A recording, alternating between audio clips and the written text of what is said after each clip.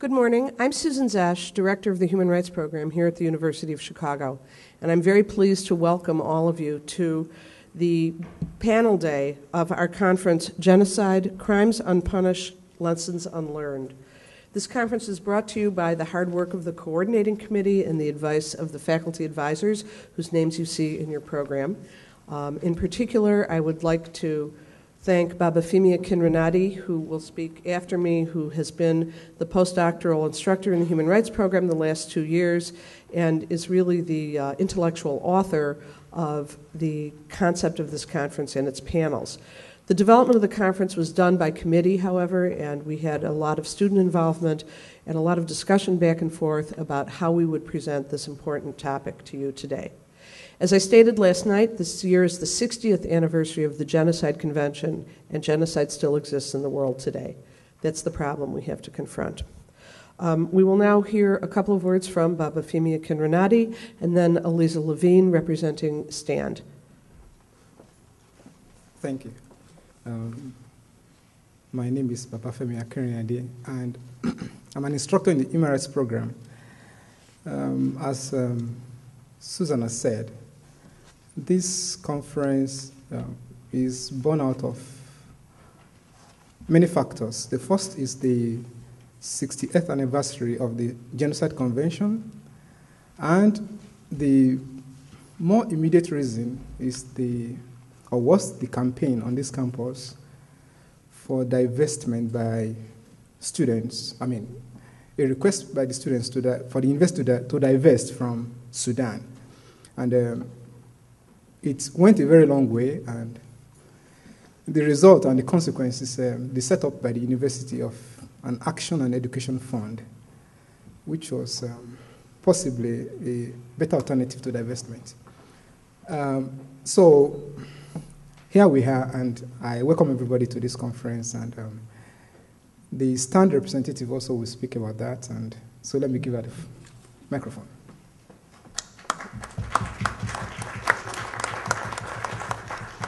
Thank you, Babafemi. I just wanted to speak briefly, as Babafemi said, about the history of student activism that, along with the dedicated members of the Human Rights Department, brought about this conference.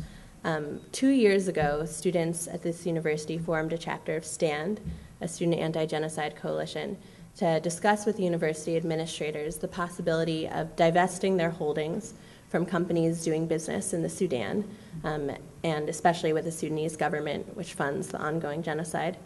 And a year ago, after vocal student support, many conversations, the university rejected the offer of divestment, becoming the first university in the nation to do so, and instead formed an action and education fund for Darfur, which is one of the sources of funding for this conference. As the students who are working on this, we rejected the fund as an alternative to divestment and are still asking for divestment today, but are really grateful that the fund has been able to support important projects such as this one going on today and other valuable projects.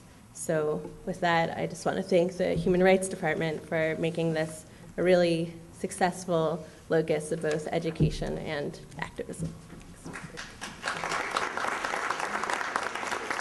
Just a few sort of housekeeping matters. If you did not sign up on the tables or register, double check your registration when you came in, we'd appreciate your doing that sometime during the day. One of the missions of the Human Rights Program is to connect theory and practice and connect scholarship with activism. So we have not only panels of very distinguished activists and scholars today. We're very pleased and grateful that our panelists have traveled so far, many of them to be with us, and look forward to their remarks. But we also have invited organizations in the city who are active in the issues that you will be hearing about today to set up tables at the back of the room so that when you are inspired by what you hear, we also have made it very easy for you to figure out what to do. So without further ado, I would like to introduce and thank Holly Schisler, who will be the moderator of our first panel. Holly herself is a professor in the Department of Near Eastern Languages and Civilizations and is also director of the university's Center for Middle East Studies. She will introduce our panel. Thank you.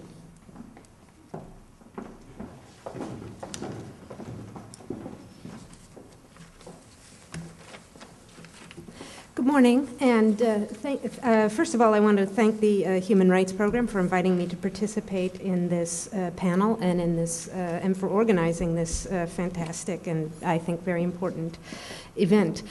Can you hear me all right? Am I speaking into the microphone? Okay. So as you know from the program, but I will briefly recap and say that the first panel is called Defining the Crime Without a Name, and we have three very distinguished speakers who will address that theme this morning. The first is Marie Fleming, professor of the Department of Philosophy at Florida State University. The second is Juan Mendez, president of the International Center for Transitional Justice in New York, and the former special advisor to the UN Secretary General on the Prevention of Genocide. And the third is Ervin Staub, Director Emeritus, Psychology of Peace and the Prevention of Violence in the Department of Psychology at the University of Massachusetts, Amherst. The speakers will present in that order, and we will hold questions, please, until all three people have had a chance to make their presentations, at which point there'll be an opportunity to ask questions and engage in dialogue. So, as I say, our first speaker will be Professor Fleming, and her paper, or her presentation is entitled Defining Genocide, Issues of Motive and Intent. Today, my presentation will be, I will just sort of talk about it in three sections. First, I'll talk about crime without a name and refer to the historical context. Second, I'll talk about genocide and mass murder, and with reference to how to define genocide. And then I'll talk about motive and intent, and that will also be coming through in the other two sections. And particularly the problem of how to distinguish genocide from mass murder by reference to motive and intent. Okay, crime without a name. The phrase crime without a name was used by Winston Churchill in a radio broadcast on August the 24th, 1941. He spoke of the most frightful cruelties of the Nazi troops, their methodical, merciless butchery, in his words. Whole districts are being exterminated, these are his words, with scores of thousands of executions in cold blood. Now, we do not know what Churchill meant when he said, in the dramatic statement that's often quoted, "We are in the presence of a crime without a name," unquote. According to Churchill's biographer, the Prime Minister was reacting to the first phase of the Holocaust. But Churchill referred specifically in this context to Nazi atrocities on the Soviet front line and made no mention of the Jews. In fact, not only did the broadcast say nothing about the Jews, but as historians tell us, Churchill did not receive information about the mass execution of Jews until after August 24th, i.e. after the radio broadcast. Historians want to pin down what Churchill knew and what he was thinking about. I know a few historians very closely. But in their meticulous labors at settling the record, they can miss important connections. Churchill's concern was the attempt by the Nazis to force through what he called a new order, in the first instance on Europe, and then on the rest of the world. It was the rule of the Herrenvolk, he said, the master race. Hitler's was not just another murderous and ambitious regime. The Hitler phenomenon was historically unprecedented. It sought to establish a hierarchical system of nations, with the dream of having his people, his folk, occupy the space of the dominant racial group. More is involved here than a war against racial or ethnic groups.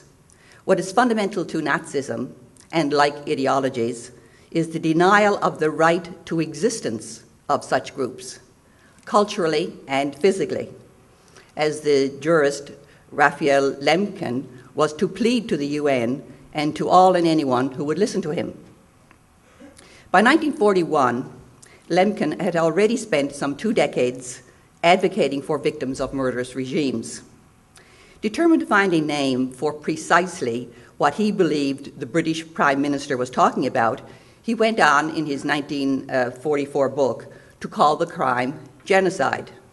The term is coined from the Greek word for race and the word from Latin, the latter part from the Latin meaning to kill. Genocide, literally to kill a race. It appeared in the indictment at the Nuremberg trials of 1945-46, though it was not listed among the charges, nor to Lemkin's disappointment did the word appear in the Nuremberg judgments. But the world started to take note. On December 11th, 1946, the UN Assembly passed a unanimous resolution condemning genocide as, in quotes, the denial of the right of existence of entire human groups. This resolution and the UN's announcement of plans for a law to make genocide an international crime was called a revolutionary development by the New York Times. There were intense negotiations, and genocide was recognized as a crime by the 1948 Convention on the Prevention and Punishment of the Crime of Genocide. It took, sadly, half a century before anyone was actually convicted of the crime.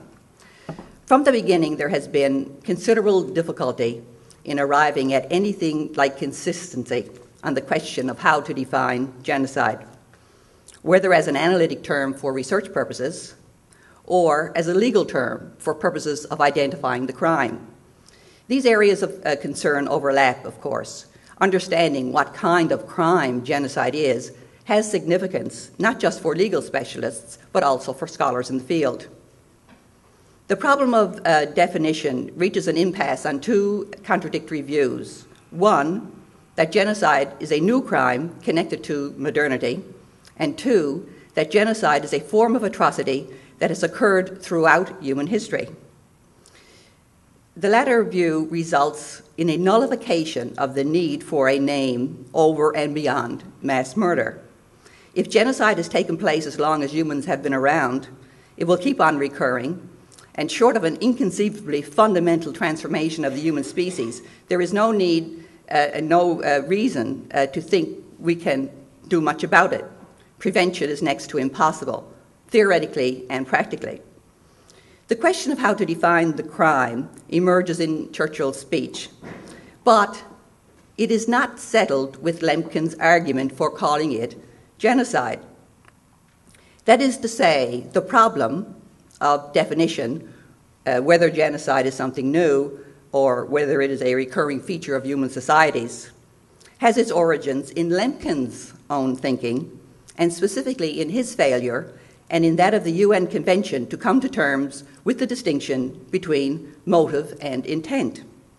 We have a situation, I argue, whereby genocide cannot be defined without reference to motive, and yet, even when one acknowledges that this factor separates genocide from mass murder, motive is put to one side, even reduced to intent.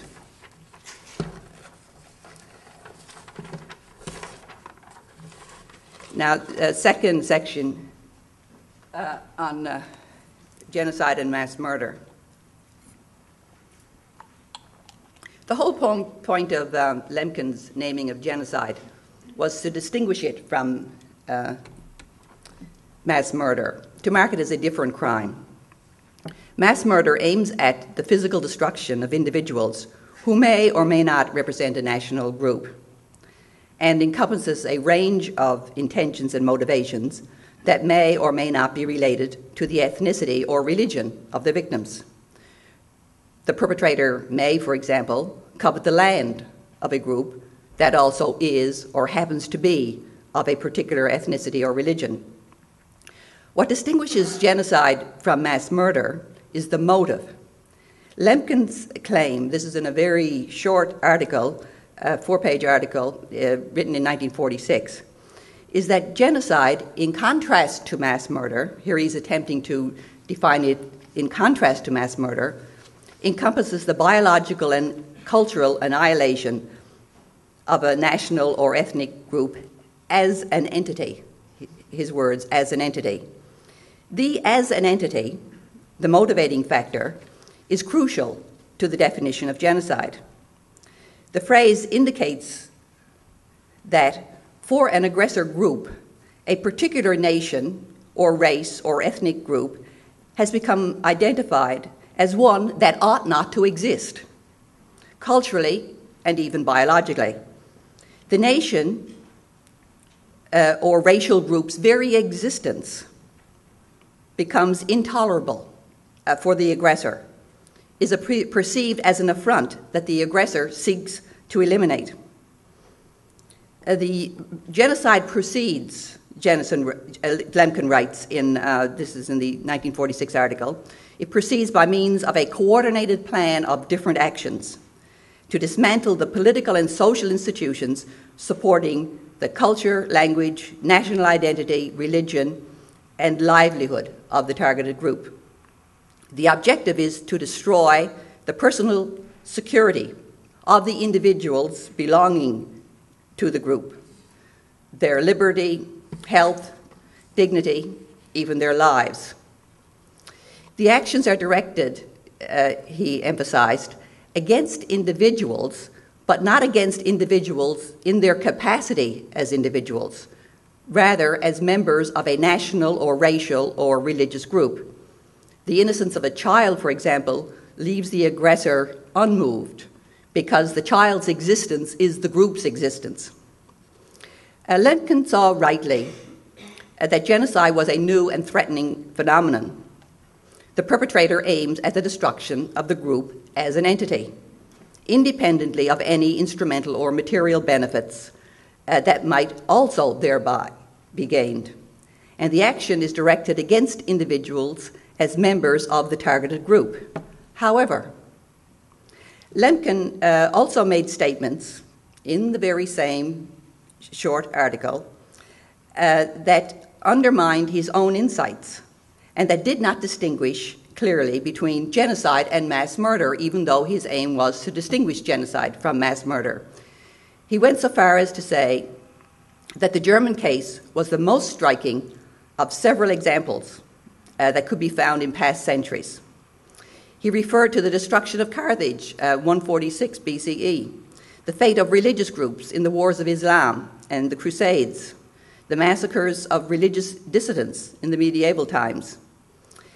Hence, it was Lemkin, the person who named the new crime, who also, and even in the same breath as it were, suggested that genocide is not really a new crime after all, that genocidal acts against helpless populations have been going on for many centuries, thousands of years. Now, how to explain Lemkin's contradictory statements? And in the space of his 4-page article, at a time, 1946, when he was campaigning for international recognition of the crime of genocide as a new crime. And this takes me to the topic of motive and intent in criminal law. Lemkin was part of a jurist, part of the legal profession, and working within the parameters of the classical understanding of criminal law. The law, I capitalize law, of the law, is a procedure for determining criminal intent with a view to establishing guilt, with minimal, if any, attention to motive. As regards motive and intent, the UN Convention operates much the same as criminal law in general. Lemkin fought hard to get the crime of genocide recognized. He sensed that motive was the key to understanding genocide, but he thought, apparently, that motives were irrelevant in determining the guilt of those who committed genocide. Now, moving on to motive and intent. Intent refers to the mental state of the perpetrator, the mens rea, or guilty mind. Did the person knowingly, purposefully carry out the actus reus, the guilty act? Did the person intend to kill? Motive is the cause that moves the person to undertake the action. Someone might have a motive, but might decide not to undertake the action. So motive is independent of intent. Formally, motive can be offered in a trial, in a normal, average criminal trial, to make it more plausible why someone would or would not have committed a crime. We always want to know what the motive is, or would somebody have had a motive. But nevertheless, legally, motive remains background information. Motive is not required and classically understood as having no bearing on the determination of guilt. Motive frequently plays a role at the sentencing stage to determine whether or not there were aggravating or mitigating circumstances, and with a view to influencing punishment. The person is convicted of committing a guilty act, but how bad was the motive? Was it for personal gain? Did someone do a bad thing but have an, in quotes, good motive? Mercy killing. On the pattern of criminal law in general, the convention does not require a genocidal motive, or any motive for that matter. As I indicated just earlier, motive is raised in Lemkin's reference to the destruction of a nation or ethnic group as an entity.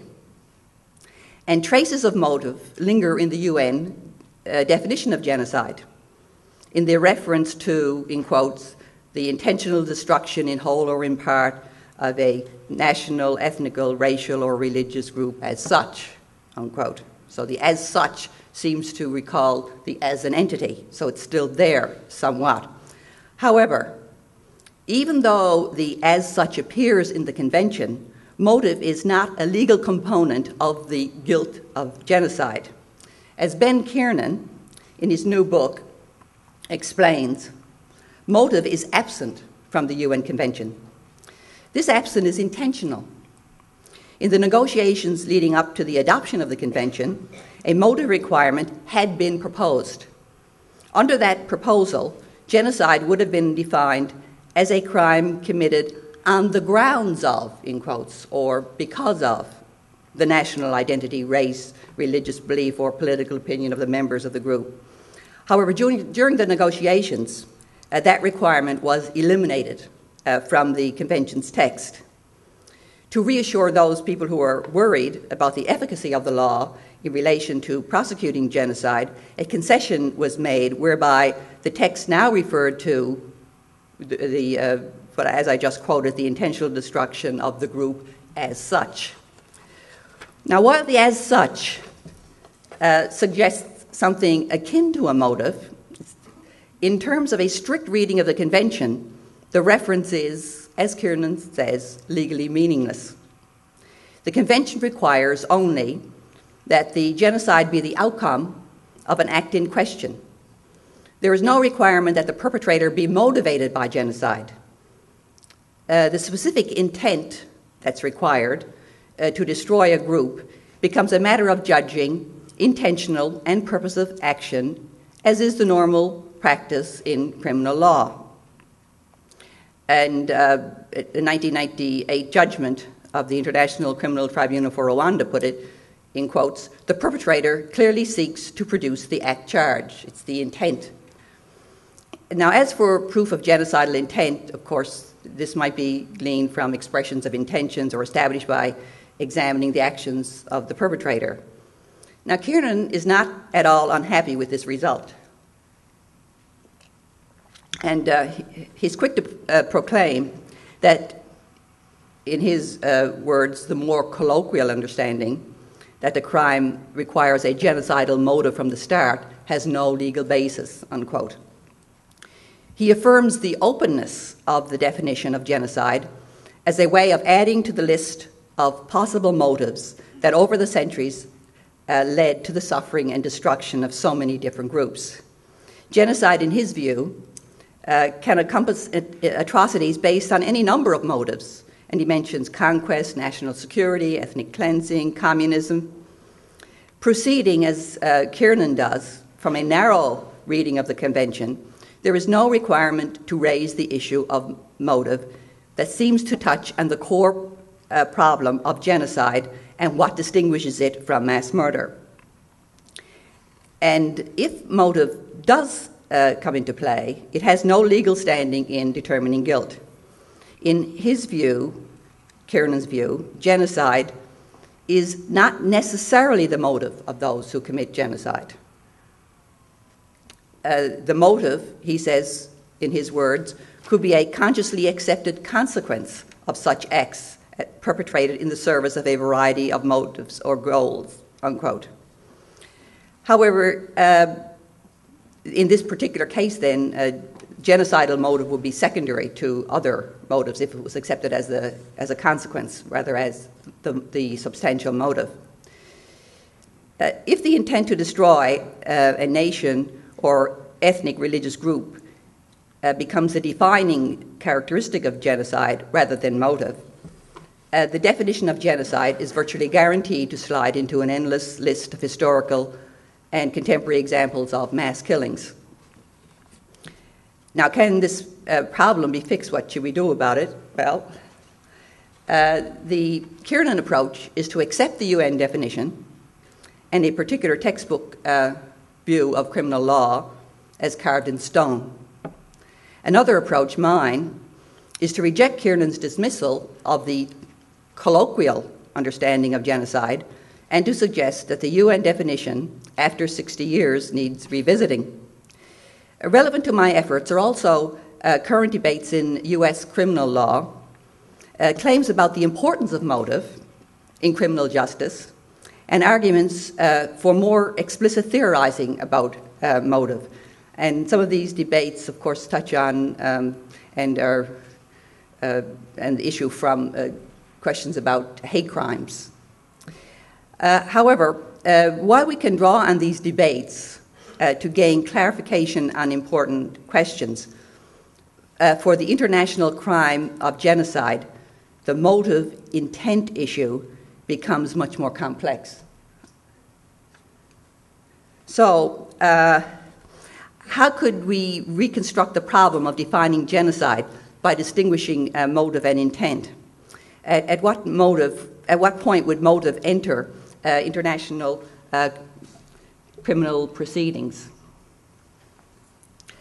On the model of criminal law generally, if we just look at criminal law generally, a crime has been committed, a person has been charged with a crime, guilt is determined on the basis of intent, and it is after this determination, i.e. after establishing guilt, that the sentencing stage begins. Motive enters in the second stage. But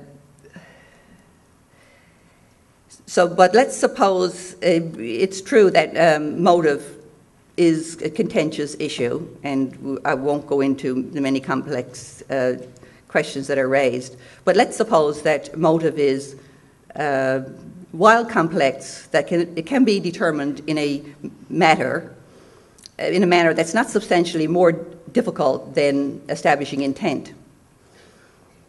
In debates in criminal law, concern is expressed for or against the principle of considering motive, but not the sentencing stage where motive enters. So a lot of these debates in, say, U.S. criminal law, they discuss the importance of motive and want to make motive more explicit, but they don't question the fact that it comes in at the second stage, the sentencing stage. So you have the stage of criminal liability, where guilt is established, and then you have the sentencing stage where punishment is established. So, but this motive still remains firmly, even in the context of the debates, more or less firmly, except for one or two cases, at the sentencing stage.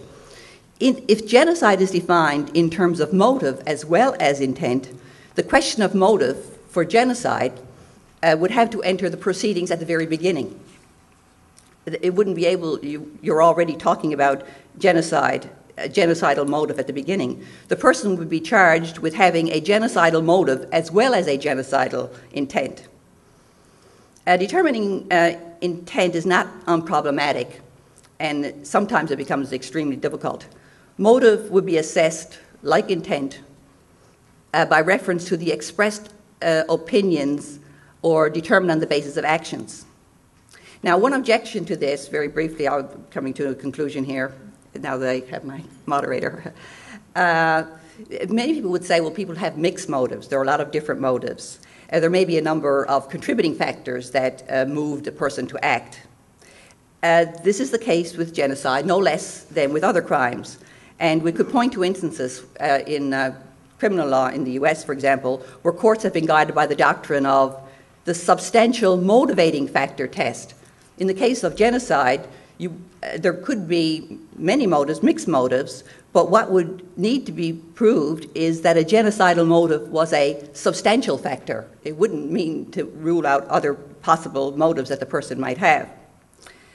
Now, my remarks today are an attempt to think through the crime without a name, beyond what Lemkin and others were able to achieve at a particular time in history, 60 years ago. They are a challenge to those of us today who do not see the need for rethinking the 1948 definition, and especially those of my colleagues who apparently see advantages in the retention of its present form. What are the consequences of not taking motive into account in defining genocide? We risk remaining, as before, as Churchill said, in the presence of a crime without a name.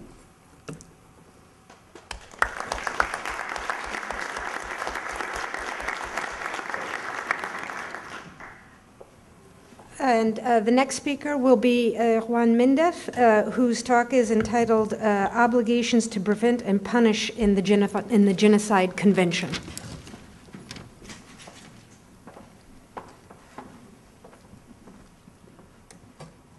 Thank you very much, and thank all of you for being here, but I especially want to thank the organizers for inviting me to come back to the University of Chicago for this very important conference. I also appreciate being put in the same panel with Professor Staub and Professor Fleming.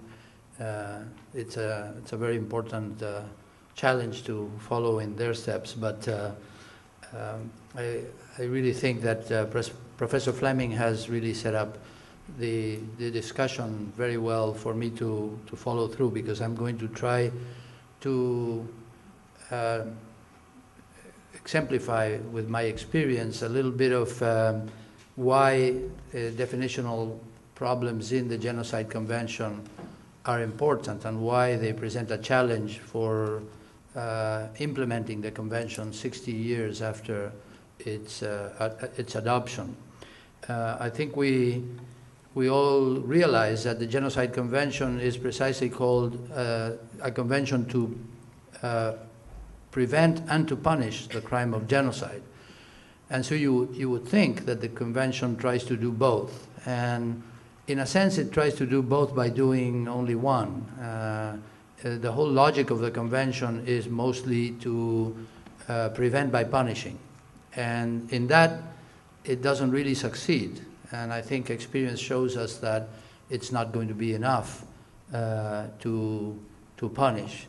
But of course, it's not the fault of the convention, because in addition, in 60 years, we have done little to punish even, let alone to prevent. And so we have a convention and we have to work with it, but we have to be self-conscious of its limitations. I am going to try to expand on why accountability for crimes that have already been committed is an essential ingredient on any policy of prevention that has a chance of success. The problems of the definition itself have already been explained by Professor Fleming. But I think in addition to having a definition that hampers our ability to deal with it, we also have in the convention a lack of implementation mechanisms that is also worrisome. The convention talks about universal jurisdiction, but doesn't create any obligation on the signatory parties to establish any form of jurisdiction, let alone a universal jurisdiction. In essence, I want to preface what I'm going to read by exemplifying with this. I mean, in my experience as the special advisor on the prevention of genocide, I was asked many times, why was I not deciding whether something amounted to genocide or not. And in fact, I was specifically mandated not to do that, but to act on prevention. That meaning that if you're really going to have any chance to prevent something from happening, you really cannot wait until all the elements of the definition are in place. And yet, as the Darfur example shows, we have spent endless amounts of discussion going around deciding whether something is or is not genocide, when we have very full agreement that certainly the events of 2003 were at least clearly war crimes or crimes against humanity, and we let the discussion about whether they also constituted genocide become a substitute for action. And because we need to act to prevent, it's important that we act before we can determine whether the definition itself has been triggered. And that obligation to act before is triggered not by whether something amounts to genocide or not, because the crimes against humanity and war crimes as categories are both morally and legally bind us all in the international community to act on them before they get out of hand. And so one of the most disappointing aspects of my tenure as special advisor to on the prevention of genocide was precisely this sense that we were spinning our wheels deciding whether something was genocide or not, when we had the moral obligation and the legal and political obligation to act whatever the label that we put on them. I believe very strongly that violence and mass atrocities cannot be effectively addressed without a serious attempt to break the cycle of impunity for human rights violations, especially if they are so widespread or systematic as to constitute war crimes or crimes against humanity. We also hold that accountability for such crimes must be comprehensive, balanced, and holistic, meaning that policies and practice must address the need to discover and disclose the truth, to bring perpetrators to justice, to offer reparations to the victims, and to promote deep reforms in the institutions through which state power is exercised. While criminal prosecution should not be the sole response to impunity, there is no doubt that they must play a central, indispensable role in any policy of accountability. At the same time, we at the ICTJ insist that domestic prosecutions represent the state's fundamental obligation to give victims access to justice. On the one hand, the international community must pay more attention to helping states live up to this obligation by building independent, impartial judiciaries that can prosecute mass atrocities with full respect for due process of law and fair trial. On the other, our support of the role of the International Criminal Court and other international criminal justice ventures must be oriented towards supplementing the absence of will or capacity to produce fair trials domestically, but also to help generate that capacity in the near future. Breaking the cycle of impunity and fostering accountability is a crucial component in the prevention of future violence and mass atrocities. No prevention efforts can take place without a serious attempt to break the cycle of impunity for past human rights violations, especially if they are so widespread or systematic as to constitute war crimes, crimes against humanity, or genocide. If perpetrators feel shielded from prosecution or investigation for the crimes they have already committed, they will have an incentive not only to commit them anew, but also to raise the stakes and perpetrate even more serious crimes. The failure to do justice to the victims usually leads to sentiments of revenge, and thus to the likelihood of more crimes. Accountability is essential to halt the vicious cycle of revenge, but also to enable the victims to make their own decisions as to their protection and well-being, so that they're not merely passive recipients of the international community's efforts.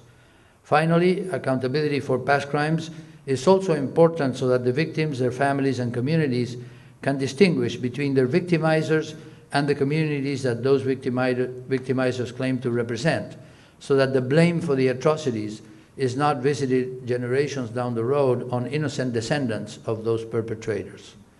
It must be understood, however, that prevention of genocide will require more and different measures. Bringing the perpetrators to justice will not be enough. Prevention of genocide will require early warning and reasonable suggestions for early action. The office I held for 30 months at the request of Secretary General Kofi Annan was the first attempt by the United Nations to apply lessons learned and correct the structural weaknesses that caused the UN to fail to prevent genocide in Rwanda and in Srebrenica in the 1990s. As a very preliminary observation, my experience demonstrates that early warning and early action can serve important purposes. Still, the bottleneck is the political will to act that is almost never present from the start. In that sense, the role of the Special Advisor is, I think, primarily directed to contribute to shape and create that political will, in conjunction with public opinion, with caring institutions, and with willing democratic states.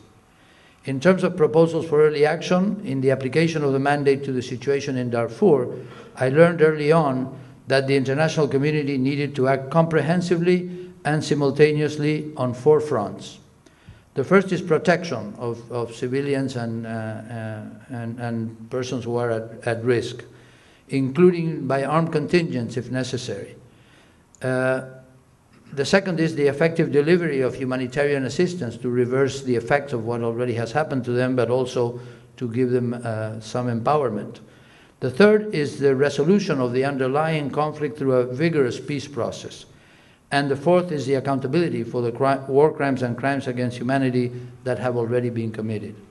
Specific measures have to be adopted and implemented in each of the 4 areas in a coordinated fashion, but it's very important that we don't allow progress in each of those 4 areas to be contingent on achievements on any other. In Darfur, instead, the regime has succeeded in blocking serious action by creating a vicious cycle by which each measure has to wait until another measure has been negotiated. Needless to say, I continue to hold that effective prevention requires a concerted attempt to break the cycle of impunity. The situation in Uganda has revived a debate as to whether the interest of peace should always trump justice demands, a debate which some of us had hoped was more settled by now. To those of us who have followed the evolution of human rights in the last 25 years, the debate rings of earlier discussions as to whether fragile democracies could really afford to investigate and disclose, let alone prosecute, the major crimes of the preceding era.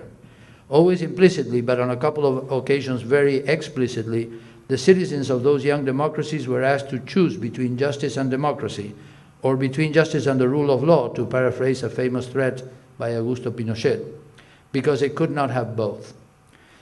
The creation of the International Criminal Court in 1998 was the high point of an evolution in policy and practice, accompanied by emerging norms in international law, signaling that accountability for war crimes and crimes against humanity was from now on paramount, and that the international community would not countenance impunity for such atrocities. But the Rome Statute was not only the culmination of a clear trend that had started in the early 80s in the context of transitions to democracy.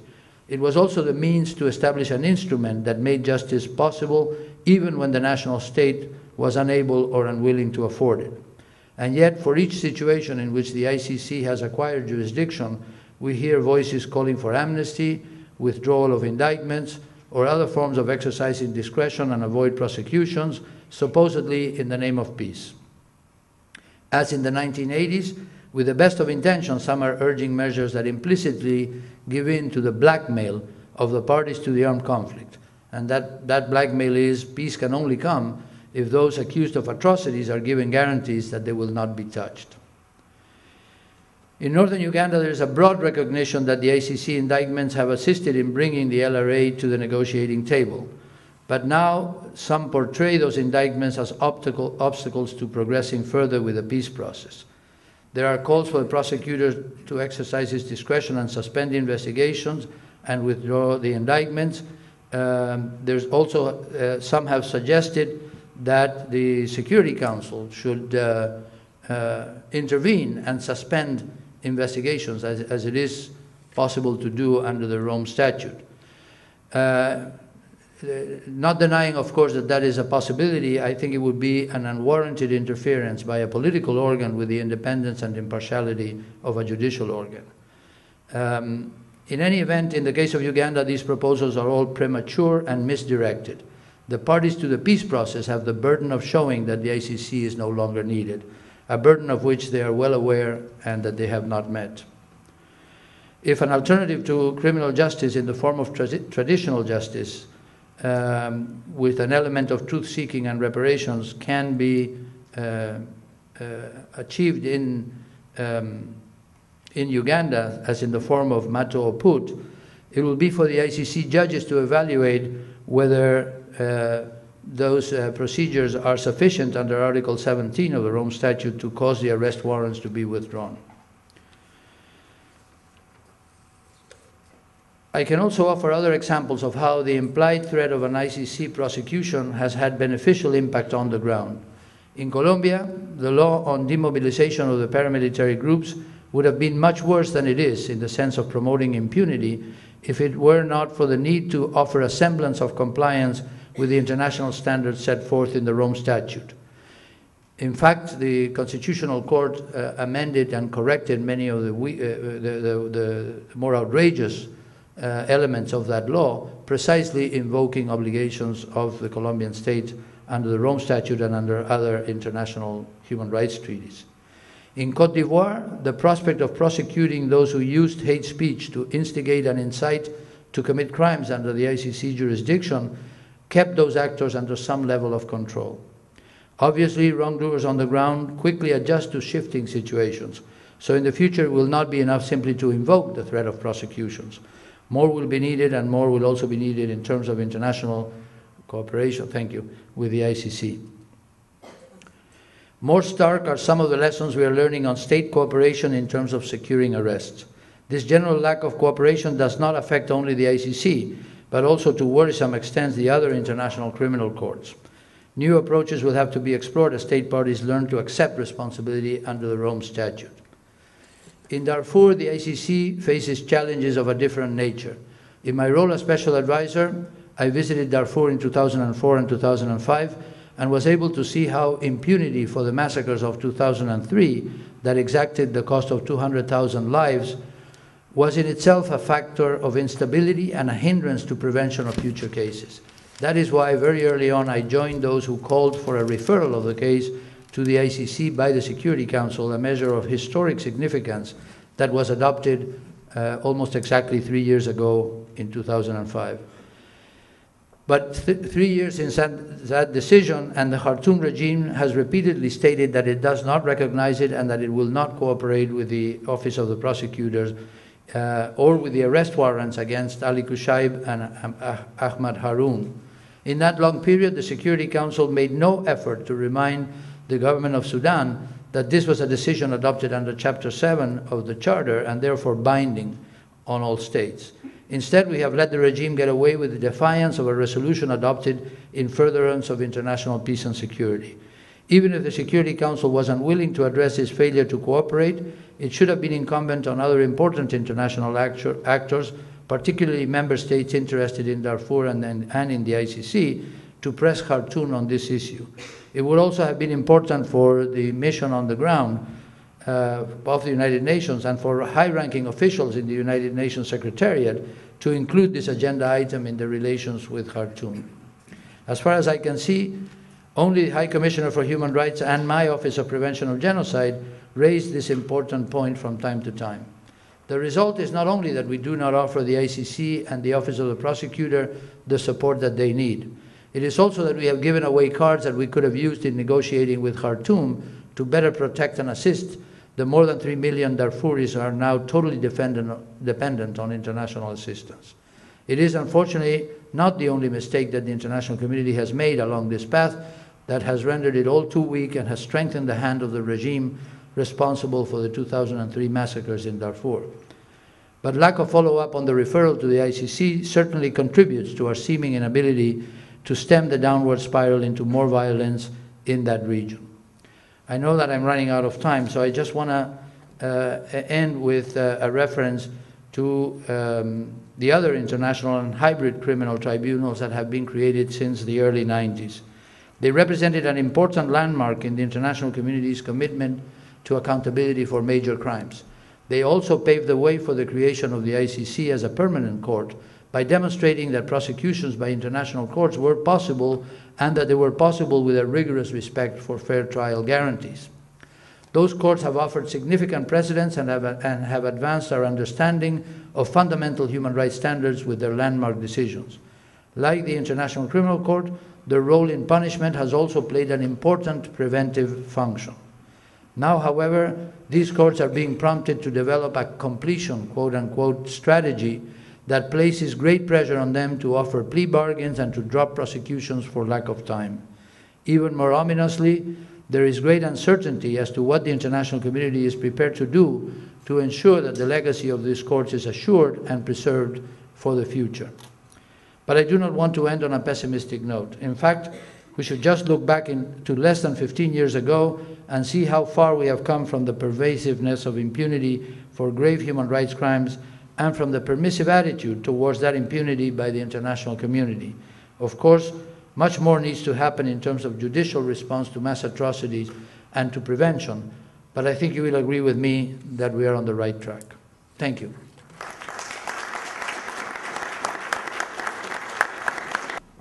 Good morning. It's wonderful to follow two such excellent talks, and it's good to be here with you. You will see, could you turn? I have an overhead. I have a PowerPoint which I'm always very conflicted about because you will read what is there rather than listen to me. But last time I got my audience to take a vote, and they voted to have the PowerPoint on. So if the PowerPoint happens, I am going to talk about prevention primarily, but you cannot talk about prevention without also talking about the origins of violence between groups. I make a distinction between halting violence and genuine early prevention. Now, by halting violence, I don't mean, let's go on couple forward. By halting violence, one more. By halting violence, I don't mean halting genocide, but halting significant violence already. As we know, we don't even halt genocide. It's very difficult to stop genocide when it is already ongoing. The international community is very slow. We don't have the systems. In order to truly prevent genocide, we have to act early. We can predict the probability of group violence. We know enough now to identify the conditions that make violence by groups of a significant kind, by other groups, highly probable. However, we don't know the exact form that violence will take, because as you will see from later what I am saying, and as you know already, genocide evolves. It doesn't just spring up like that. And it could be that what we have to predict the violence that may be forthcoming is going to lead to mass killing. It could be that it would lead to some killing of a particular group, the purpose of which is not to eliminate the group, but in order to intimidate the group. Now, I always wondered in the Genocide Convention, what does in part mean? So, that early action is extremely important, and we cannot wait until we know that this may be a genocide that is developing. We have learned that once violence has taken place, in order to make it less likely that there will be a continued cycle of violence, reconciliation is crucial. Now, as I think about it, reconciliation is very important not only after violence, but before significant violence between hostile groups, because reconciliation involves processes that lead to greater mutual acceptance by groups of each other, the processes and the institutions involved in that. So we must be thinking about prevention and reconciliation together.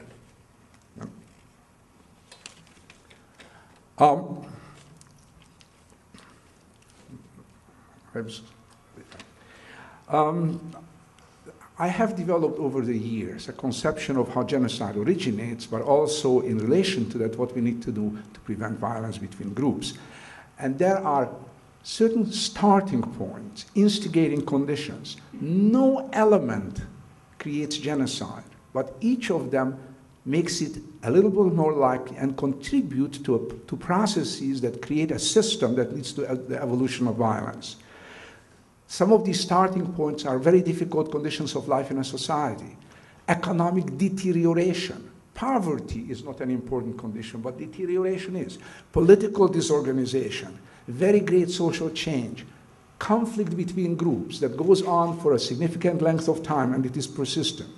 So there are these conditions in the world, and they have powerful psychological effects on whole groups of people. What are some of these effects? One of them is that a person who may have felt like an individual going about their own life, living with their family, because of the uncertainty and difficulty, shifts identity to a group. Well, why is that? Another condition is that people begin to scapegoat. Members of groups begin to scapegoat other groups.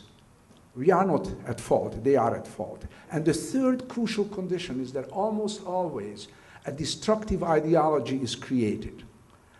What do I mean by destructive ideology? In difficult conditions, people need a vision of something more positive, of something hopeful for them. Unfortunately, the visions that they create under these conditions often involves identification of an enemy that stands in the way of the fulfillment of the ideology. The Cambodians wanted total social equality, the Khmer Rouge, and anybody whom they identified as standing in the way was to be eliminated. The Germans, as you know, had the notion of racial superiority and other kinds of things. So in all of these cases, there is some kind of a vision. Sometimes the two elements, the positive and the negative, coalesce. So for example, in Rwanda, Hutu power advocated Hutu power, and in order to gain Hutu power, Tutsis had to be eliminated. Now, why does this happen, that these things arise? Scapegoating, a destructive ideology, shifting identity to a group. It is, I believe, because the conditions that I described powerfully frustrate universal human needs. Under those conditions, people feel insecure, they feel diminished, they feel disconnected from other people, they feel ineffective, they cannot provide for their families. They also have their usual comprehension of reality, understanding of the world collapse around them. It doesn't work anymore because of everything that's going on in the world. So it's the response to these psychological effects that people do things that don't address the underlying conditions, but help fulfill some of these needs. By turning to a group, I feel more secure, my identity is affirmed, I feel connected to other people. By the ideology, I have a new understanding of reality, and I can take action in order to support that. Could we go on to the next one? It's very important, I believe, although we are very far from it, to take action when some of these conditions already exist. What kind of action? I will give one example, and it's not a good example because the United States is such a powerful country and all that, but what Roosevelt did at the time of the Great Depression, creating a community, giving people work, it wasn't just that people had work, it was also that they were included in a community that gave them identity, that gave them connection, that they gave support, that gave them hope, is very important. In order for people to be able to do that, in poor countries, they need the help of outsiders. And there is always a combination of external and internal bystanders that is needed for early prevention. Early prevention must involve working with leaders and training leaders. And I will talk just a little bit in a moment of one kind of possible training for leaders that we did in Rwanda. I have been working in Rwanda for 9 years on reconciliation, and I won't have much time to talk about that today, but I will make a reference to that. The next one. An important issue at a time like that is persistent dialogue between groups. Now, the word persistent is extremely important. The Israelis and the Palestinians would come together for a few days somewhere, talk to each other, then go apart, and that's the end of it.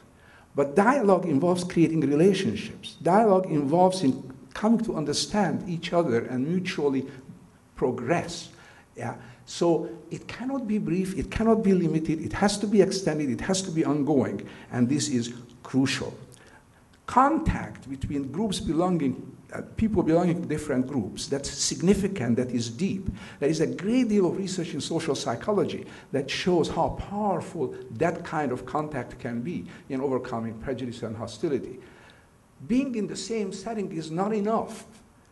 Talking to each other in a superficial way is not enough. Contact has to be meaningful, it has to be for shared goals. The next one, please. In addition to current conditions, the culture makes a very big difference, whether things come together in such a way that they lead to violence. In most groups, there is a history of devaluation of some group, and it is this valued group that in difficult times becomes the scapegoat and becomes the ideological enemy. So humanizing the other at an early point, ideally, before things get really bad, is crucial. And it can be done in many ways. If one can work with leaders so that they talk in a more positive way about people, if one can work with the media and train media to get them to give a more balanced view of what happens to these people, important. Unhealed wounds, from my perspective, is a very important contributor to violence between groups. Especially past victimization in a group creates a sense of vulnerability and a perception of the world as dangerous. Not only the group that harmed you as dangerous, but the world in general as dangerous. So when there is new threat, when there is new conflict, it is much less likely that this group will engage with it in a constructive way. It is much more likely that it will strike out defensively, believing that they need to defend themselves. So healing of past wounds, not psychotherapy with individuals, societal healing, the way people engage with this. Often victimization gets built into the culture of a group, and new conditions reactivate it and extend its power as part of the culture. So engaging with this at a societal level is extremely important. Moderating authority, respect for authority is crucially important. Can we look at the next one?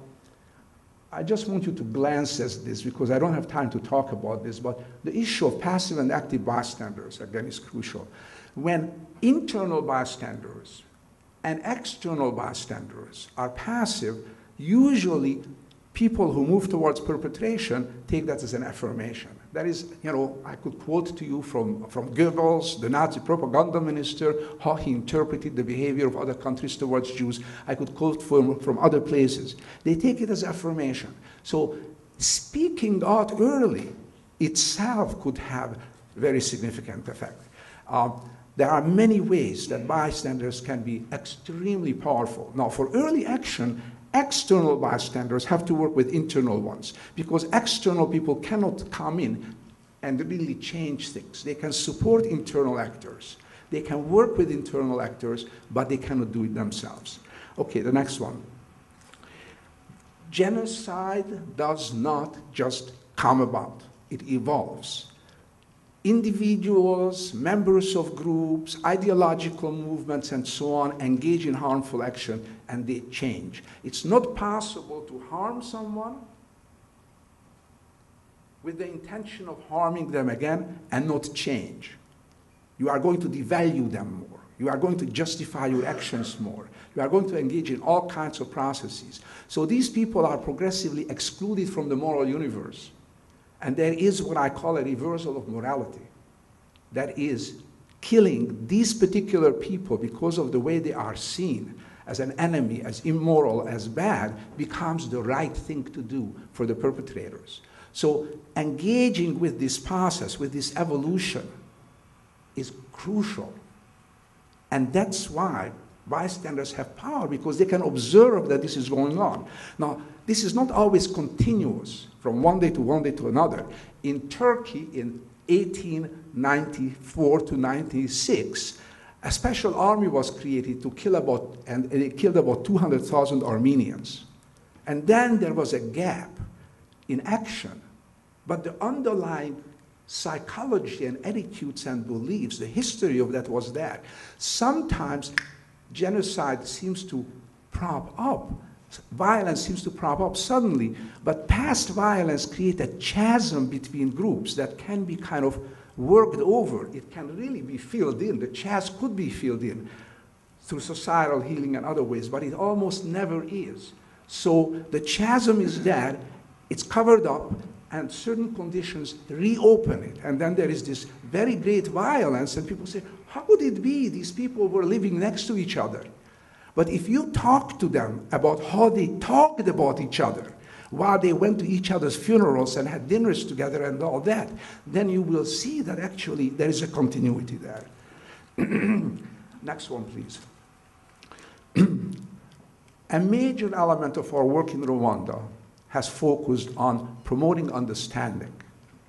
We have done workshops with people in the community, with people working with people in the community, with journalists, as with national leaders. In fact, the tables that I showed you before, I developed in working with national leaders, for working with them, because I wanted to show them how genocide originates. And I asked them to engage in an exercise. That is, to look at the policies that the government has just created, and they are planning to create, and look at that table and see whether those policies contribute, make violence more likely, or contribute on the prevention side, make violence less likely. It's a very important kind of exercise because they don't just get concepts, they apply it to their own experience and what's going on in their society. But understanding the origins of genocide and also understanding the impact of genocide proved extremely powerful. We did something unusual. We did experimental research to evaluate the effects of this on community groups. And now, for a number of years now, since 2004, we have extensive radio programs to try to get to the whole population. And over 90% of Rwandans are listening to a radio drama that we have created in which there are two villages that are hostile to each other and in conflict and violence and reconciliation and all kinds of processes. There is 100 people are working for this now in Rwanda, and it extended to Burundi and in the Congo. And I'm not going to the work that we have done in workshops has led to a reduction in trauma symptoms in people in the community who participated. Not the people we trained. We trained trainers, and they went out and worked with groups in the community. And the people, once removed from the people we trained, showed a reduction of trauma symptoms and a more positive attitude towards members of the other group, and what I call conditional forgiveness. Let me go on to the next slide.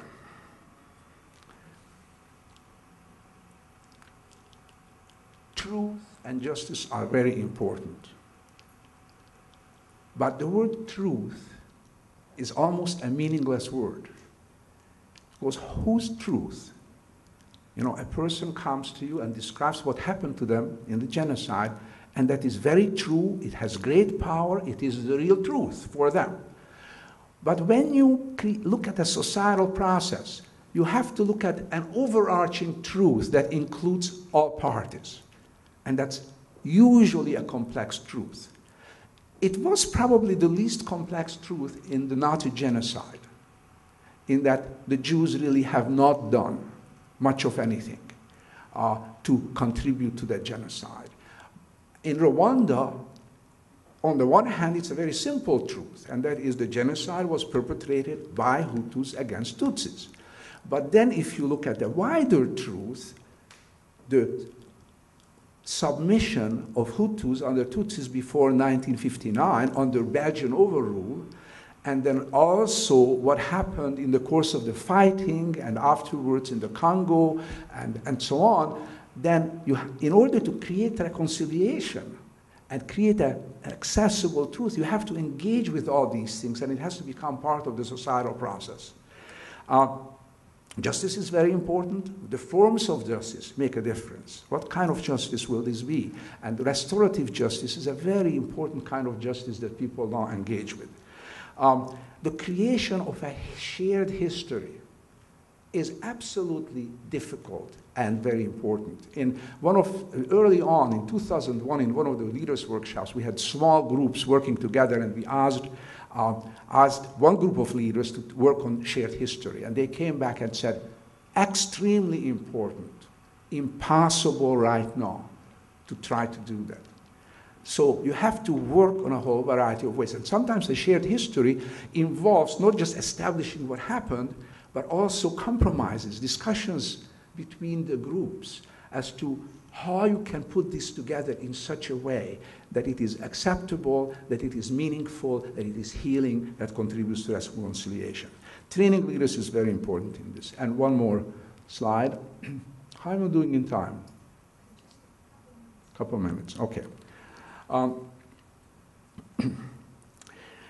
Going back to the point of understanding, and again, you know, understanding is not the only process in reconciliation, but we have found it very powerful. And one of the reasons, by the way, it's powerful is sometimes people are put into dialogue groups, leaders from two sides, people from two sides, and they immediately engage with how they were heard by the other group. And this is very difficult because perpetrators almost never acknowledge what they have done and their responsibility. In fact, that's one of the very important elements of creating reconciliation. And I believe that in order for perpetrators to acknowledge what they have done, they have to undergo some healing. Because perpetration, and not only perpetrators, but more importantly for a societal process, members of the group that the perpetrators come from, who are also impacted by what their group has done. So it's very important for them to undergo a healing, to deal with the shame, to deal with the guilt, to deal with the whole thing, to deal with their continued devaluation and blaming of their victims. Understanding can help even there. I mean, we found that in addition to the things that I mentioned, Tutsis were saying, oh, so what happened to us was not God's punishment. Oh, so this happened to other people, so are we part of humanity? This doesn't mean that we are somehow outside the realm of humanity. And my sense was that it eased something in people. There were no perpetrators in the groups we worked with, but there were Hutus, that it eased something in Hutus, and I think it prepared the ground for reconciliation. And they didn't have to engage with each other right away, because we were talking about these things and they can engage with ourselves. With us, in relation to us. At some point, you know, one of the things that we did, which is helping the location of shared history,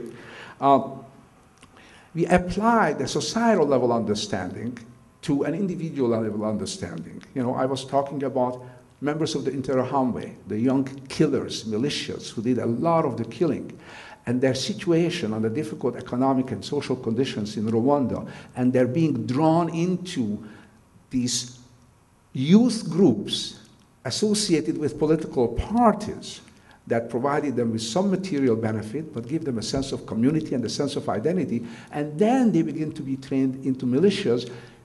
A part of the training is tremendous devaluation of the Tutsis, and so how these people evolved.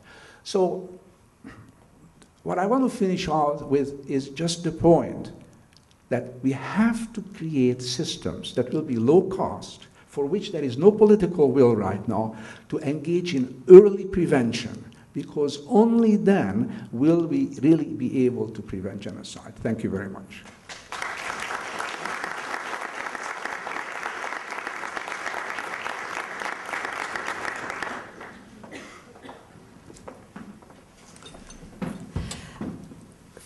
Thank you all very much for your papers, for your talks. And I'm going to now invite members of the audience, if they wish to come up to the microphone and to pose their questions to the panel. And of course, the panelists are free to ask each other questions. But before we actually take any questions, one thing that I wanted to say was that, as I hope is clear to you, these are people who, our panelists are people who have thought deeply and care passionately about these issues, and they have striven mightily today to keep their comments within a rather narrow time frame. And I would beg you as questioners to do the same thing. To ask whatever it is you want to ask in a fairly pointed way, and that leaves space for responses and for other people to ask questions as well. So anybody who would like to engage, please come up to the microphone. Hi, Rebecca Saunders, Illinois State University. I have questions for you all, but I'm going to contain myself. Professor Fleming, I'm wondering, you seem to be arguing for motive as a substantial part of judgments at an early phase. And I guess I don't understand what work that does for us, either in prosecution or in prevention. And I'm wondering if you can just elaborate on that.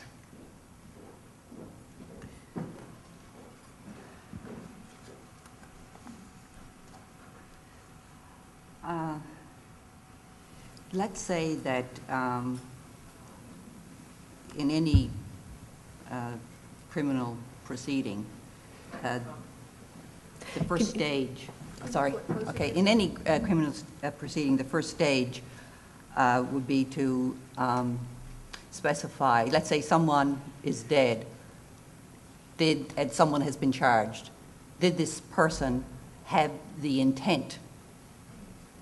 And then, of course, you would proceed to say on that basis whether or not someone has actually knowingly and intentionally committed the murder. So you would have intent. Now, and then as far as motive is concerned, and the debates get very complex, but let's say that even people who are very,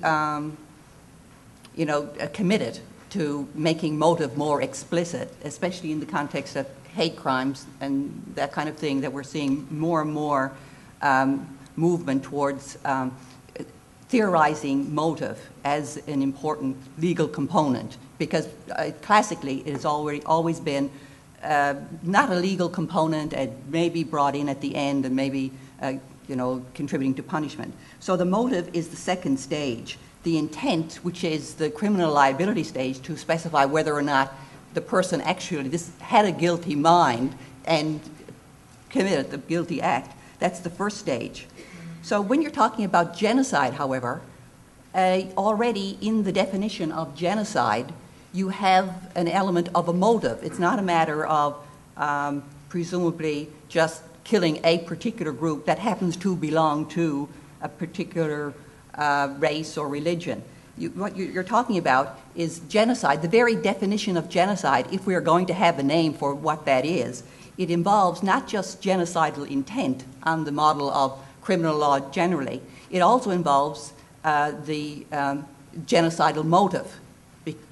So in other words, you could have a number of motives, but you would nevertheless, at the very stage it would appear, at the very beginning, as soon as somebody is charged with genocide, some person is charged with genocide, immediately you're saying, not only did you have a genocidal intent, i.e. the intent to destroy that particular group, intentionally and purposefully, you also had a genocidal motive. You wanted to deny the right of existence to that particular group based on race, religion, etc. So you've already, so in other words, already in the definition of genocide as we have it, there's already an indication that you have motive as well as intent already. And I think it was probably, within in 1948, within the negotiations and the problems, already a big problem of thinking in terms of genocidal intent.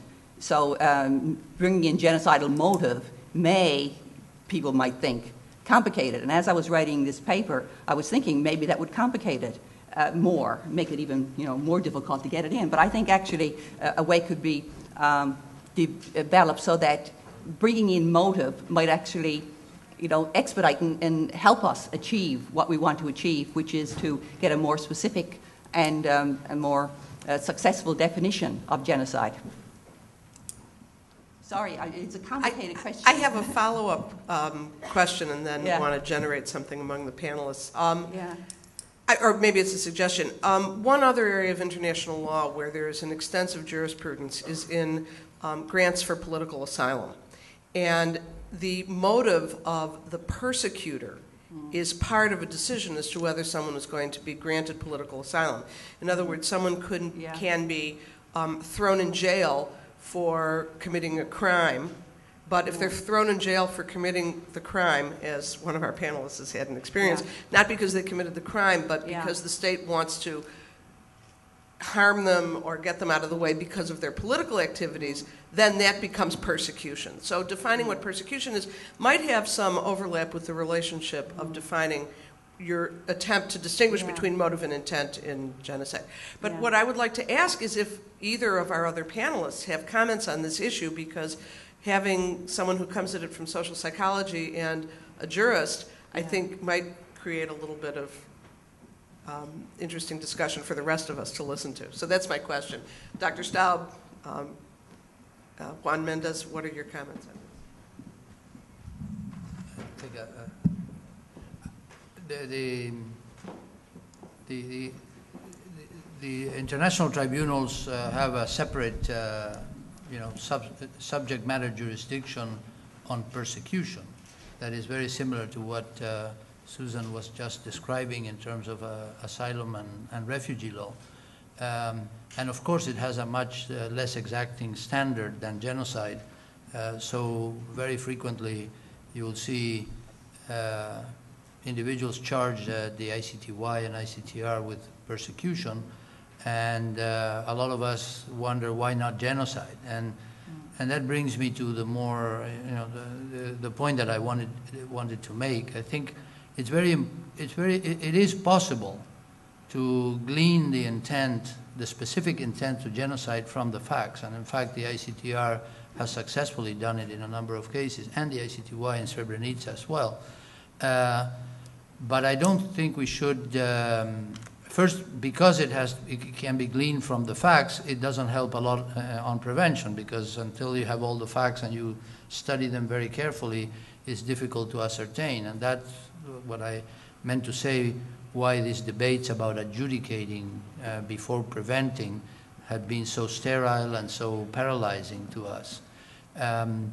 On the other hand, even in the case of just the judicial action itself, I see a tendency amongst us in the human rights movement to try to be very impatient about whether someone is charged with lesser offenses, quote unquote, like child recruitment or kidnapping of young women for sexual slavery, because that's not genocide. I mean, I think we should realize that if we try for the prosecutors to be always going for the highest crime and for the people with the highest responsibility, and everything else seems paltry or not not conducive, we're really setting up these tribunals for failure as well. I mean, we would be pushing for prosecutions without adequate evidence and without adequate resources for them,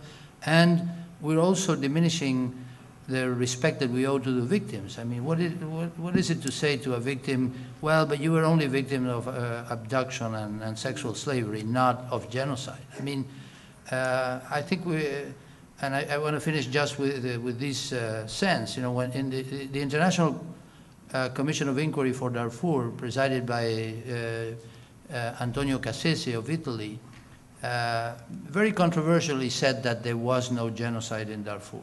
I mean, but everybody forgets that they also said that every single element except for the intent was found.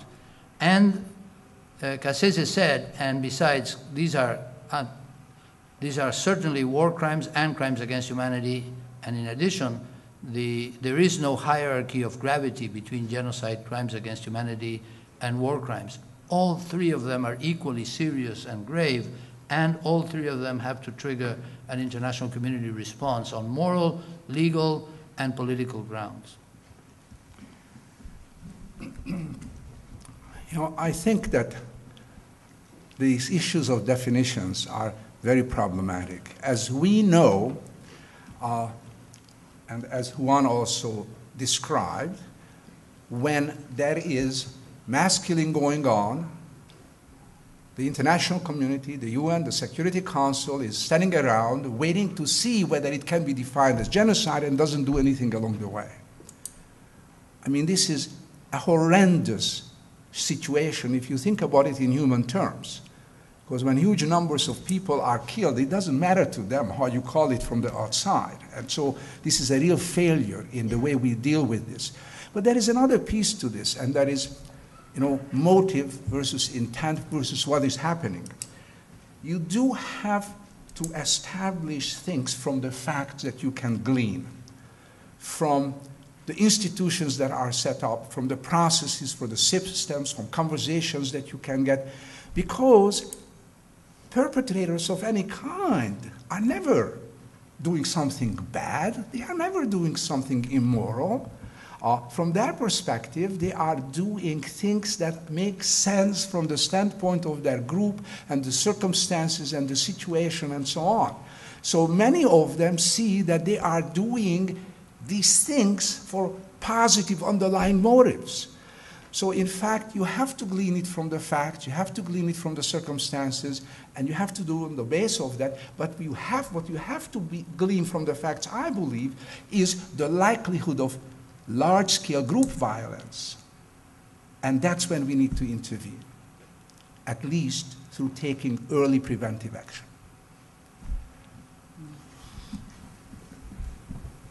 Thank you for your talks. I'm Margot Browning from the University of Chicago. I have a question for Dr. Staub. When I try to envision the stories you're telling, which are incredibly valuable, I don't know who's participating in the sense of, are they mainly men, or are any women participating?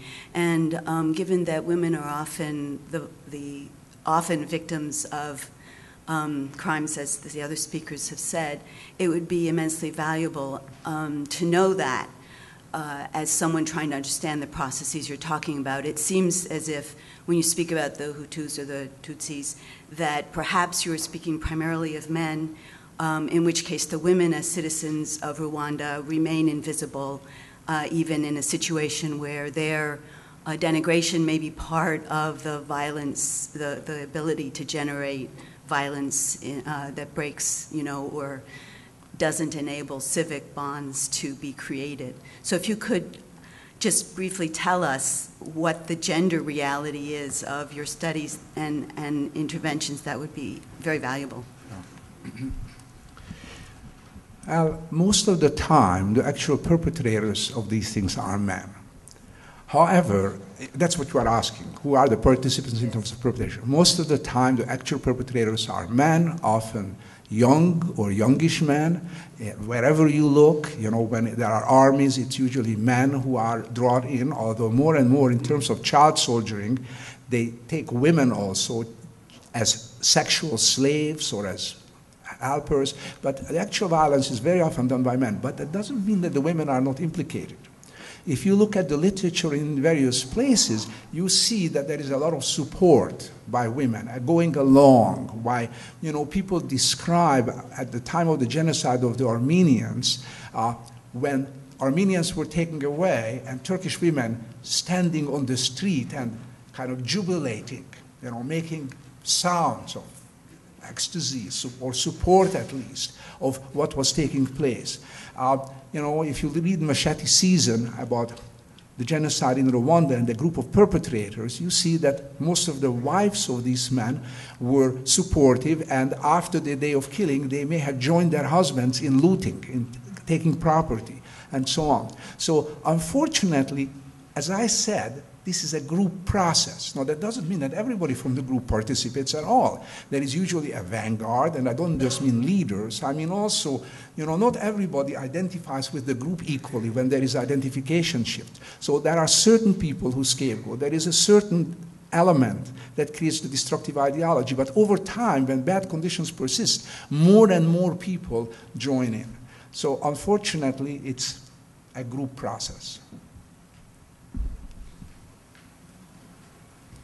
I'm Catherine Casey, University of Chicago. Mr. Mendez had mentioned the importance of not blaming subsequent generations for the actions of their predecessors.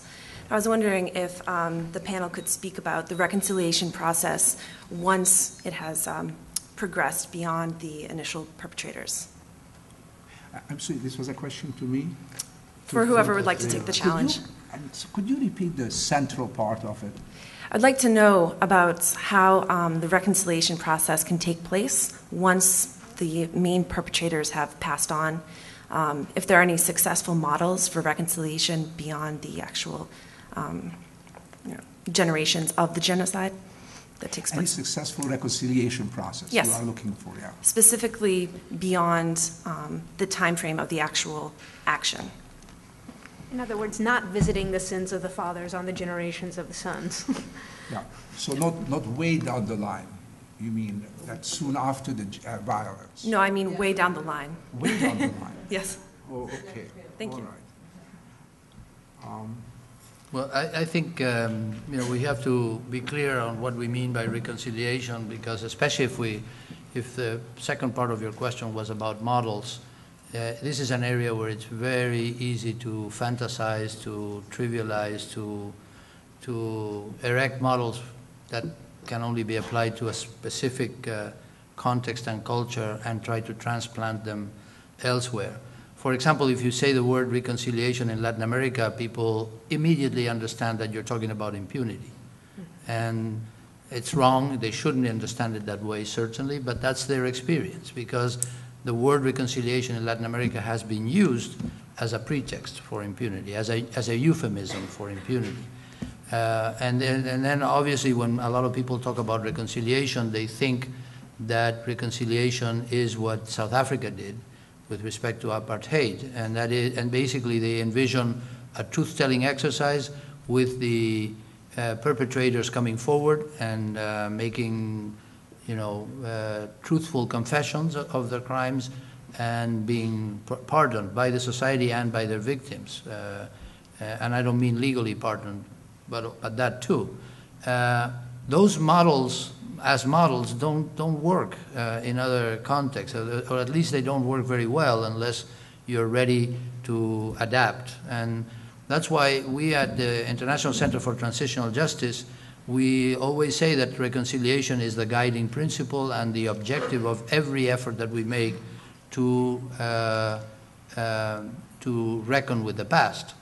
But it's not the only effort. And it should not also be the kind of the critical norm by which we judge everything, because if you do a very serious process of truth-telling, and if you vindicate the victims by allowing them to participate in it, and you offer reparations to victims, and you prosecute some perpetrators, and then some years down the road, someone says, but there's no reconciliation because the animosities of the past are still there, then that would serve to, invalidate the whole process, and I don't think that's fair. I mean, sometimes we pursue justice for justice's sake, not for reconciliation's sake. And I think we shouldn't subordinate one principle to the other, the same with truth, etc. But coming more directly to questions of genocide, I think, in fact, that in some cases reconciliation has to be a separate mechanism in addition to all of these other ones. And in fact, in my work on Darfur, I very specifically advocated for intercommunal conversations and not waiting until the end of the process, but doing it now. Because I am persuaded that the many people who are in the IDP camps, whole communities are in the IDP camps, if they were to go back to their places right now, in the conditions in which those places are to be found right now, they would have a powerful incentive to take matters into their own hands and revisit the cycle of violence against their perpetrators who are still around. And so we need to do now simultaneously, the identification of the perpetrators and their prosecution and punishment. We need to offer reparations, which are contemplated in the Darfur peace agreement, but nobody takes them seriously. And Khartoum offered $30 million as almost as a token gesture for reparations. And we need to do reconciliation. That was also contemplated in the Darfur peace agreement, and it has been completely ignored. The reconciliation in those cases has to be very specific. It has to do with letting these communities, their leaders, talk to each other free of outside interference and in truly representative ways, and about very specific things like land rights, like restitution of property, like passage rights for cattle, like grazing rights, like water rights that in Darfur is essential, and in that fashion, then reconciliation has a very specific content. It's not a misnomer. Now, does that need to happen, continue to happen generations afterwards, like your question implies? That's very difficult to see. I mean, I unfortunately have always worked on situations in which we were doing all these things to prevent further violence from occurring right now. And so what needs to happen after we prevent what may happen now is something that was never in my radar screen, quite frankly. And I'm not sure if we do all these things right, maybe we don't need more later on. But I suspect that you're right, that the creation of conditions for peaceful coexistence between different ethnic or other identities is not something that you do once and you've done it for good ever after. I think, if I may, I think the questioner was also implying situations where justice was not done at the time. And now you're one or two generations down the line and the wound is festering. What do you do? I'll say something about that. I mean, let me just say that I totally agree with you about specificity in terms of culture, in terms of group history and group experience. But I also think that it is very important for us to establish what might be universal needs and universal processes, and then take that as a starting point, but be very loose about them and look at a particular condition and ask, is this relevant? Is this applicable? How does it have to be transformed for this particular situation? Because each of them are different. After a long time, like let's take the former Yugoslavia. Let's take the former Yugoslavia in 1989. I think that was before it all started. There was the long history of woundedness around Kosovo in the 14th century that was embedded in the psychology of the group. Now, people sometimes act as if, oh, such a silly thing, 14th century. They forget that Yugoslavia, the Serbs, lost to Turkey at that time, and 500 years of Turkish rule followed. So it wasn't a particular event, it was a long history that created significant woundedness and engagement with that. But then there was also the killing of hundreds of thousands of Serbs by Croats with sympathetic Muslims during the Second World War. And then quiet. Tito did not allow a discussion about this. We were all communists together. We were building a future of the proletariat. And then things began to come apart economically, politically, in the culture, and so on. So what if before this all started, there had been a national engagement with this? Well, the first thing could have been to look at what is the culture? What do people believe? What do people hold? What are the actual attitudes now towards each other? How are these events of the past incorporated into people's sense of themselves, their individual identity and their group identity and their attitude toward the other? So a diagnosis and pointing it out and bringing it out to the public so that everybody can see it and everybody can see there is a problem here, there is an issue here, this must be addressed. Then the question, how do you address it? How do you engage in a dialogue where people assume responsibility? That is so important. Assume responsibility. Showing empathy for the victims of your actions. And if somehow it's possible to create a regret. And then there is also the question of reparation at a later time. But what form? That's a very sensitive issue always. People say that groups avoid these things because they are afraid that they will be made to engage in reparation. So one has to be very careful about that. But another part of this is, I think, a national conversation, dialogue between leaders in churches, community members, and so on, not only about the past, but envisioning a future. One of the problems with commemorations, which are healing, which can be healing and very valuable, is when they focus on the hurts and woundedness of the past and don't include a vision of where this could be and how we can live together peacefully. That has been a very important part of the conversation. There's a lot more, but... Professor Fleming, did you want to comment? Or? No, I'd like to come back to the issue of motives, if we may. Could you, Dr. Fleming, specify what you perceive as the key motives in Darfur? And I'm talking specifically in regard to the GOS, the Government of Sudan, and the Janjaweed. And could you also address what is the evidence that you use to ascertain those motives? Well, let's say with the evidence, presumably would go along a similar line that you would address intent. If you are talking about genocidal intent, for example, you're going to make reference to expressions that a person or the perpetrator made, explicit, maybe explicit, the actions as well. So similarly for motives. It's complex. It's complex. And people, I think that the motives are more complex than intent. It's just even with Lemkin, it just didn't, apparently, as far as we know, he didn't really care about the particular motives, genocide, but already within his definition of genocide, the motives are already implied, you see? So, in other words, the definition of genocide that we have, even as it stands in the UN Convention, still implies motive, that you would have to have a genocidal motive. Now, Kieran is my good friend, by the way. I was criticizing him, but he's a good friend.